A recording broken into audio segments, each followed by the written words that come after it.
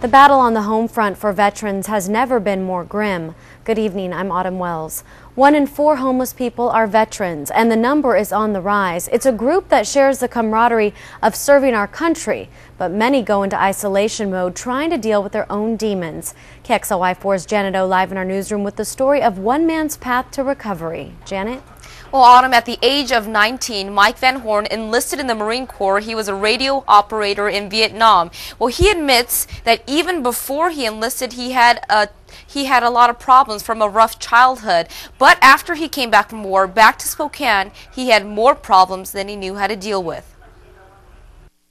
Till this day, the Vietnam War remains the longest military conflict in the U.S. So you said your name was Mike? Yes, ma'am. And your last name, Mike?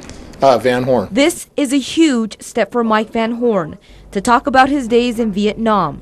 He's kept his feelings bottled up before he came to the Union Gospel Mission. I don't have much to be proud of in myself, you know, but my brothers that gave their life, they're the ones that deserve the kudos on Veterans Day. He still feels survivor's guilt and the post-traumatic stress many veterans deal with. So I started dealing with drugs and alcohol and stuff a lot worse than I had before. You got to remember, a lot of the guys coming out of Vietnam were survivors.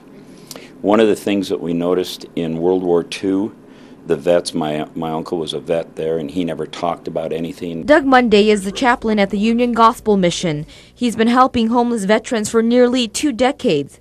He says many of them turn to alcohol and drugs to suppress their memories. Homelessness is just another way of giving up. One thing about our vets, they were taught, especially in Vietnam, to survive. And that's one thing they are, survivors. And actually, all of our homeless people, they're survivors. They know how to survive. They don't know how to live. Van Horn was addicted to heroin for years and tried to hide it from everyone, including himself. I ended up here when I just was at the end of my line. I